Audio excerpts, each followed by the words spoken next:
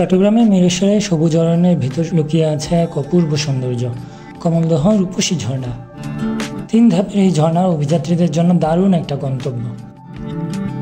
ঢাকা থেকে ট্রেনে চট্টগ্রাম নেমে আসতে হবে বড়দারগাহ হাটে, অথবা বাসে চট্টগ্রামে 40 কিলো আগেই বড়দারগাহ হাট বাজারে নেমে যেতে হবে।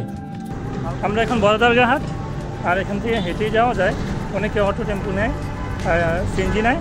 আমরা ওষুধ নিচ্ছি না, আমরা হেঁটেই যাচ্ছি। দেখলাম ম্যাপের মধ্যে দেখলাম যে মাত্র 7-8 মিনিট লাগবে হেঁটে গেলে, তারপর ট্রেকিং। এখান থেকেই শুরু হয় হাঁটা। 10-12 মিনিট কাঁচা পাকা পান্টির রাস্তা হেঁটে পৌঁছে যাবেন টিকিট কাউন্টারে। এরপরে ঝিরিপথ ধরে প্রায় 15-20 মিনিট হাঁটার পর পৌঁছে যাবেন রূপসী ঝর্ণায়।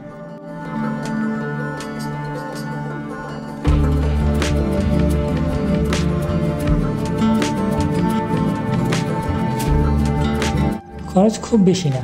ঢাকা থেকে বড়দারঘাট বাস ভাড়া 500 থেকে 700 টাকা, অথবা চট্টগ্রাম পর্যন্ত ট্রেন টিকিট 130 থেকে 500 টাকার মধ্যে। দারগাহাট থেকে গেট পর্যন্ত সিএনজি বা অটোতে 20-30 টাকা জনপ্রতি নিতে পারে। অপশনাল হিসেবে গাইড নিলে 500 থেকে 800 টাকার মতো চার্জ করতে পারে। আমরা গাইড ছাড়াই গিয়েছিলাম।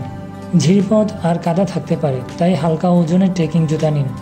অতিরিক্ত কাপড়, ওয়াটারপ্রুফ ব্যাগ আর অবশ্যই পানির বোতল সঙ্গে রাখুন। বর্ষায় গেলে ছাতায় বা রেইনকোট কাজে দেবে।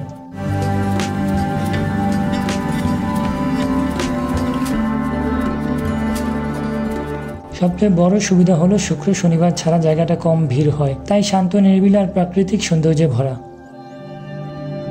তবে অসুবিধা হলো ঝর্ণার উপর দিকে ওঠা বেশ ঝুঁকিপূর্ণ। ঝর্ণায় পৌঁছে প্রথমে চোখ পড়বে শক্তিশালী প্রথম ধাপটা।